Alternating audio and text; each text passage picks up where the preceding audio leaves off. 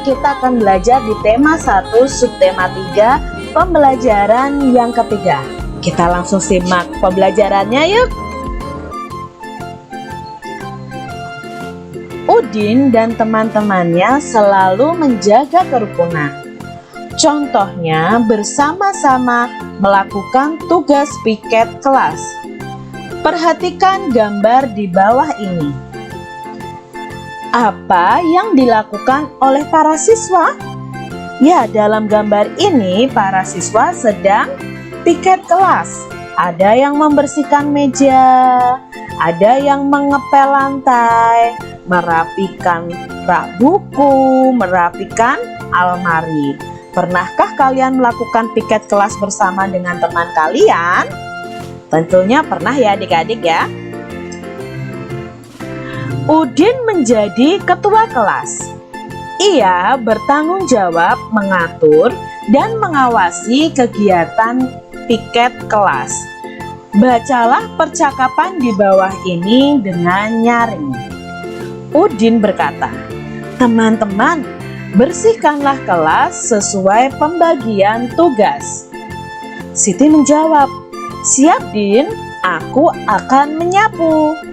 Edo juga menjawab, "Aku akan menghapus papan tulis sampai bersih." Beni berkata, "Aku akan membereskan lemari buku." Udin lalu menjawab, "Terima kasih teman-teman, ayo kita bersihkan kelas sebaik-baiknya." Nah, di sini percakapan si Udin dan teman-temannya. Apakah ada kalimat perintah pada bacaan tersebut? Nah, apakah ada kalimat perintah adik-adik di sini? Yuk kita cari tahu. Yang mana ya kalimat perintahnya? Ya, di sini kita temukan. Bersihkan, teman-teman, bersihkanlah kelas sesuai pembagian tugas. Lalu, apakah ada lagi? Nah, kalau di sini ada kata ayo, berarti kalimat ajakan, ayo kita bersihkan kelas sebaik-baiknya. Itu kalimat ajakan. Udin berkata, "Teman-teman, bersihkanlah kelas sesuai pembagian tugas." Nah, arti kalimat perintah yang Udin ucapkan adalah, nah kita mau mencari tahu nih artinya apa. Udin memerintahkan teman-temannya untuk membersihkan kelas sesuai pembagian tugas. Jadi setiap kalimat perintah itu memiliki arti, ya. Siapa di sini yang memerintah? Udin. Udin memerintah kepada siapa? Teman-temannya. Untuk apa? Membersihkan kelas sesuai pembagian tugas. Kak Citra punya kalimat lagi. "Bukakan pintu itu Andi," kata Bu Guru. Maka arti kalimat perintah di atas adalah, siapa yang memerintah adik-adik? Ya, Bu Guru. Bu Guru memerintah siapa? Andi. Untuk apa? Membukakan pintu. Jadi, arti kalimat perintah di atas adalah Bu Guru memerintahkan Andi untuk membukakan pintu. "Bagilah bekal ini dengan teman-temanmu ya Udin," kata ibu. Nah, kalimat perintah ini mempunyai arti, siapa yang memerintah adik-adik? Apakah Udin? Bukan, yang memerintah adalah ibu. Ibu memerintah Udin untuk apa? untuk membagi bekalnya bersama teman-teman. Jadi arti kalimat perintah tersebut adalah ibu memerintahkan Udin untuk membagi bekalnya, ya. Itu adalah arti kalimat perintah. Benny bertugas membersihkan lemari kelas. Di lemari terdapat kotak kapur tulis. Mula-mula ada 242 kapur tulis. Kapur tersebut digunakan 31 buah. Sisa kapur dihitung dengan pengurangan. Jadi sisa kapur ada berapa nih adik-adik? Nah, di sini ada kapur tulis 242 dan sudah digunakan 31 buah. Maka otomatis kapur tulis itu berkurang, bukan bertambah. Maka di sini kita menghitung sisanya dengan cara pengurangan. Ingat, cara pengurangan dan penjumlahan itu ada dua cara, yaitu cara panjang dan cara pendek. Cara panjang seperti ini adik-adik. 242 kita uraikan dulu menurut tempatnya, yaitu 200 ditambah 40 ditambah 2. Lalu 31 itu berarti 30 ditambah 1. Ingat, untuk satuan diluruskan satuan, puluhan diluruskan puluhan. Kebetulan 31 tidak memiliki nilai ratusan, maka di sini kosong. Lalu kita jumlahkan kita kurangkan dari belakang. Jadi 2 dikurangi 1 sama dengan 1. 0 kurangi 0, 0. 4 kurangi 3, 1. Lalu di sini karena tidak ada pengurangannya, nilainya tetap. Maka jika disatukan jumlahnya adalah 211. Jadi sisa kapurnya setelah dikurangi 31 buah adalah 211. Ini cara panjangnya. Sekarang cara pendeknya. Kita buat bersusun terlebih dahulu seperti ini. Lalu kita kurangkan dari satuannya dari belakang. 2 dikurangi 1, 1. 4 dikurangi 3, 1. 2 karena ratusan ya, tidak dikurangi sama sekali, maka nilainya akan tetap. Berarti sisanya adalah 211. Ini cara panjang dan cara pendek. Kebetulan di sini tidak ada teknik meminjam. Jadi ini bisa langsung dikerjakan adik-adik. Coba kalian lebih mudah yang mana? Pakai cara panjang atau cara pendek? Kak Citra punya soal nih. 290 dikurangi 70. Kita kurangi dulu dari satuan. 0 kurangi 0, ya 0. Lalu 9 kurangi 7. Kak Citra ibaratkan Kak Citra punya apel 9 lalu dimakan 7. Maka sisa apa Kak Citra adalah ya 2. Nah di sini karena angka 2 tidak ada pengurangannya, maka angkanya tetap. Berarti 290 dikurangi 70 adalah 220. Contoh berikutnya, 479 dikurangi 245.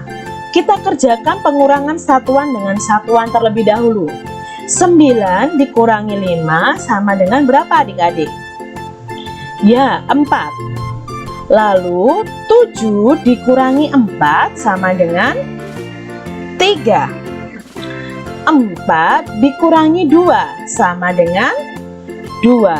Berarti hasilnya setelah dikurangkan adalah 234. Nah, di sini Kak Citra punya soal yang berbeda. Benny bertugas membersihkan lemari kelas. Di lemari terdapat kotak kapur tulis. Mula-mula ada 242 kapur tulis. Kapur tulis itu digunakan 38 buah. Kalau tadi digunakan 31 buah, tapi sekarang digunakan 38 buah. Jadi sisa kapur ada berapa? Nah, ini otomatis kita kurangi. Kita buat dengan cara panjang dan cara pendek. Cara panjang seperti tadi adik-adik, kita uraikan terlebih dahulu. 242 sama dengan 200 tambah 40 tambah 2. 38 sama dengan 30 ditambah 8. Lalu kita kurangkan nih. Nah, nanti akan ketahuan. Bedanya apa Kak Citra? Sekarang di sini ada pengurangannya 2 dikurangi 8. Apakah bisa adik-adik punya 2 apel terus kalian makannya 8? Tentu tidak bisa adik-adik. Lalu bagaimana Kak Citra? Nah, ini kita meminjam angka di puluhan. Di angka 4 ini. Angka 4 ini kita pinjam nilainya nanti 10. Atau kita nanti bisa di angka 4 ini kita pinjam 1. Ya, seharusnya kita pinjam puluhan jadi 10. Nah, di sini kalau kita pinjam 1 otomatis angka 4-nya masih sisa 3. Karena 4 dikurangi 1 sama dengan 3. Lalu puluhannya kemana Kak Citra? Puluhannya kita taruh di angka 2. 10 ditambah 2 sama dengan 12. Nah, jadi Kak Citra beri angka kecil 1 di depannya sama dengan 12. Baru kita kurangkan. 12 dikurangi 8 berapa adik-adik? Ya, 12 dikurangi 8 nanti nilainya 4. 0 dikurangi 0, 0. Apakah di sini 4 dikurangi 3? Tidak, karena ini sudah dipinjam tadi. 3 dikurangi 3, 0 juga. Lalu 200 karena tidak ada pengurangnya, nilainya sama. Nah, jadi seperti ini adik-adik. Ya, 12 kurangi 8, 4. Di sini tadi sudah berubah jadi 30 kurangi 30, 0. Lalu 200. Baru kita tuliskan 204 itu sisanya. Ini namanya pengurangan dengan teknik meminjam. Sekarang kita lihat cara pendeknya. Kita tulis dulu dengan bersusun 242 dikurangi 38. Kita kerjakan dari satuannya dulu. 2 dikurangi 8 otomatis tidak bisa. Maka pinjam 1 di angka puluhannya. Jadi kalau 4 ini dipinjam 1, Kak Citra coret begini, maka sisanya adalah 3. Lalu 1 yang kita pinjam diletakkan di satuannya. Jadi angka 12 karena yang kita pinjam adalah puluhan. Nah, 12 dikurangi 8. Berapa 12 dikurangi 8? Iya, 4. 3 dikurangi 3, 0. Lalu sisanya 204. Kita lihat contoh berikutnya. 419 dikurangi 122. Kita mulai pengurangannya dari satuan. 9 dikurangi 2 sama dengan berapa adik-adik? Punya jeruk 9 dimakan 2. Ya, sisanya 7. Lalu di sini 1 dikurangi 2. Jangan kalian balik adik-adik, 2 kurangi 1 nilainya 1. Salah adik-adik, di sini 1 kurangi 2. Bisa atau tidak? Tidak bisa, maka pinjam 1 ratusan di angka 4 ini. Nah, angka 4 ini kita coret. Kalau dipinjam 1 angka 4 ini maka sisanya 3. Nah, karena pinjam 1 letakkan di angka puluhannya. Jadi 11. 11 dikurangi 2 sama dengan 9. 3 dikurangi 1 sama dengan 2. Begitu cara bersusun pendeknya. Contoh lagi. 161 dikurangi 138. Kita kurangi dulu dari satuannya. 1 kurangi 8. Apakah bisa adik-adik? Tidak bisa. Maka kita pinjam 1 puluhannya. 6 dipinjam 1 masih sisa 5. Kita tuliskan di atasnya supaya nanti tidak lupa. Lalu yang kita pinjam taruhkan di belakangnya. Berarti ditambahkan 1 ada angka 11. 11 dikurangi 8 sama dengan 3.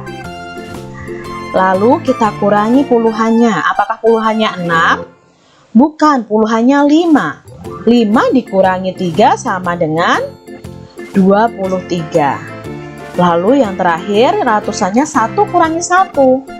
1 kurangi 1, 0. Kalau depan sendiri nolnya tidak perlu ditulis. Maka jawabnya 23. Contoh selanjutnya. 365 dikurangi 285.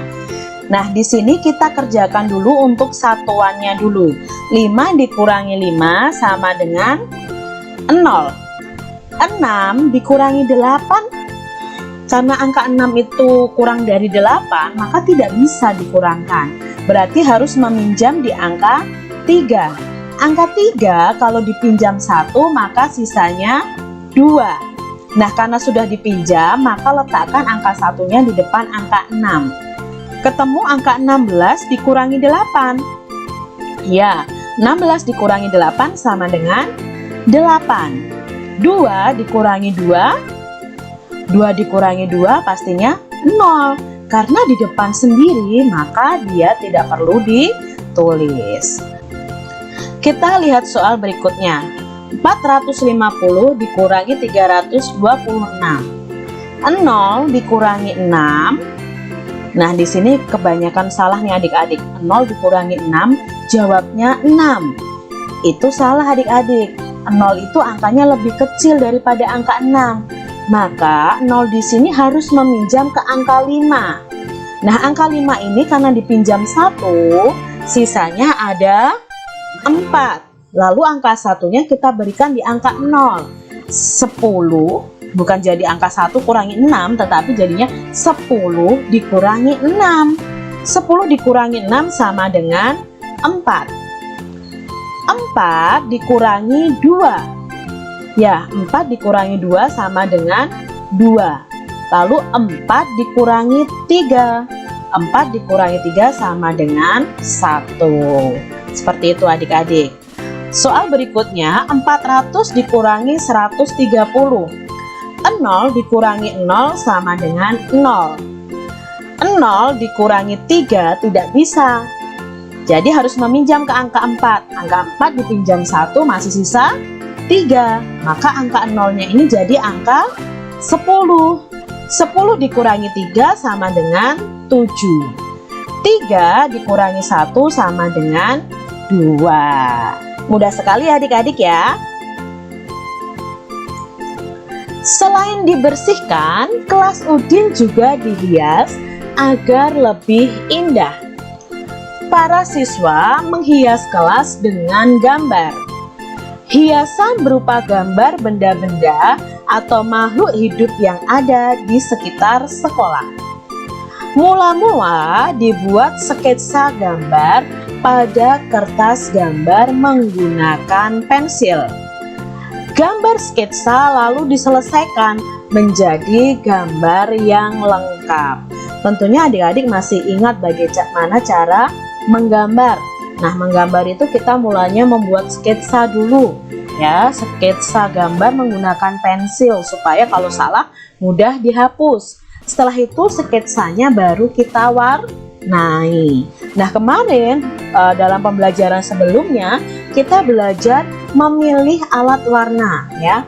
Alat warna yang kita pakai ada krayon, ada spidol, ada pensil warna. Dari ketiga alat mewarnai ini, itu hasilnya juga berbeda-beda. Nah, kita ingat dulu, kalau kita mewarnai dengan krayon, maka hasilnya akan tebal dan kasar. Jadi ini hasil yang akan kita peroleh saat kita mewarnai dengan krayon itu tebal dan kasar.